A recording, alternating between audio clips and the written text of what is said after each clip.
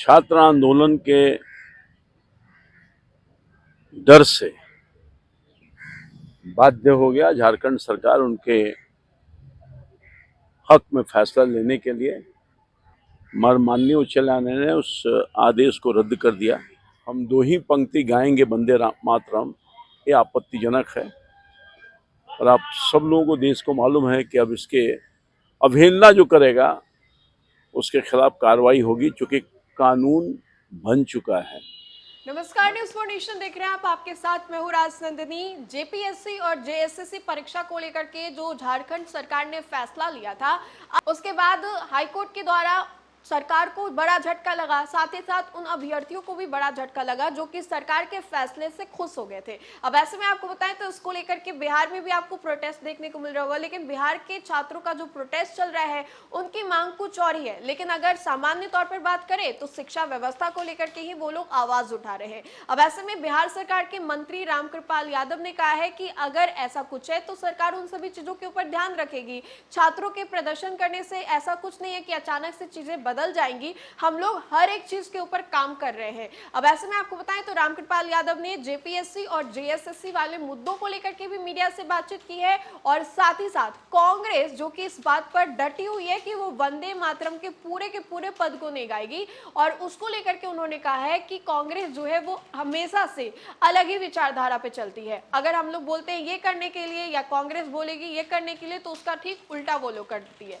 इन सभी चीजों को लेकर के क्या कुछ कहना है मंत्री रामकृपाल यादव का, हम उनके पूरे बयान के साथ आपको छोड़े जाते हैं। झारखंड सरकार ने सभी परीक्षाओं को रद्द कर दिया और अब उसके बाद हाईकोर्ट ने रोक लगा दी है इस पर।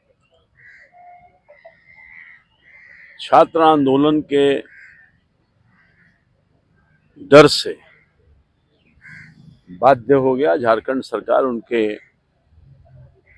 हक में फैसला लेने के लिए। माननीय उच्च न्यायालय ने उस आदेश को रद्द कर दिया। लगता है कि हाईकोर्ट ने समझा होगा कि जो निर्णय है वो छात्रों के हित में नहीं है और इसीलिए हाईकोर्ट माननीय उच्च न्यायालय ने रद्द किया है, तो स्वागत योग्य। सीबीआई जांच की मांग स्टूडेंट कर रहे थे लेकिन सरकार तैयार नहीं है। सीबीआई की जांच स्वाभाविक तौर पर असंतोष के भाव है वहाँ के जो परीक्षाएं ली गई, और इसलिए दूध का दूध पानी का पानी चाहती है वहाँ के आवाम, वहाँ के छात्र। इसलिए सीबीआई का चूँकि इंडिपेंडेंट संस्थान है, भरोसा है उनके कार्रवाई से वो संतुष्ट नहीं है, इसलिए सीबीआई की मांग कर रही है। सरकार को चाहिए कि अगर आप स्वच्छ हैं तो सीबीआई से जांच कराए ताकि दूध का दूध पानी का पानी हो सके और लोगों को न्याय मिल सके। तमिलनाडु के सीएम ने भी पॉजिटिव संकेत दिया, लेकिन उनका कहना है कि राज्य का हित जो है वो अनदेखी नहीं होना चाहिए। परिसीमन राज्यों के हित में रख करके देखा गया और बहुत बारीकी से सारी चीज़ों को सारे राज्यों का हित में करके ही एक परिसीमन लागू करने की बात हुई है। वहाँ के माननीय मुख्यमंत्री जी को धीरे धीरे समझ में आ रहा है, समर्थन करना चाहिए, परिसीमन को लागू होने देना चाहिए और वो उनके राज्य के हित में है, राष्ट्र के हित में। उसने कहा कि सिर्फ दो ही पैरा वो लोग गाएंगे, हालांकि गृह मंत्री ने कहा है कि ये देश विरोधी मानसिकता है। वंदे मातरम जो गीत है हम सब लोगों के लिए, देशवासियों के लिए आज़ादी के प्रतीक है और लोगों को करोड़ों करोड़ लोगों की भावना जुटी हुई है। और कांग्रेस पार्टी ने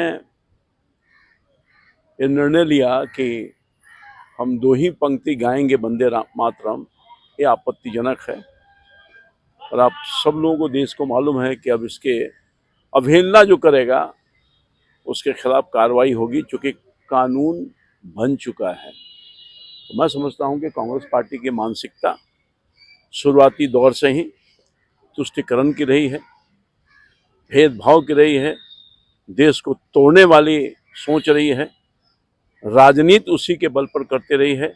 मगर वर्तमान हमारी सरकार ने कानूनी रूप में उसको बदल दिया वंदे मातरम, और पूरा का पूरा पढ़ना ही होगा, अन्यथा कार्रवाई होगी। दंगा में भी वो दोषी थे और अब उनका निधन हो गया है। किस तरह से देखा जाए पूरे सिनेरियो को, क्या असर पड़ेगा इसका? देखिए, सज्जन कुमार नहीं रहे, उनके प्रति श्रद्धांजलि है। जो उन्होंने कृत किया था, सिख का दंगा बड़े पैमाने पर हुआ था, न जाने कितने लोग कत्लेआम करवाया था, खुलेआम सिख भाइयों को और परिवार के लोगों को, वो माफी के योग्य नहीं हो सकते। तो मैं समझता हूं कि कांग्रेस पार्टी का विनाश करने वाला सज्जन कुमार कभी माफ नहीं करेगी देश की जनता और दिल्ली की जनता।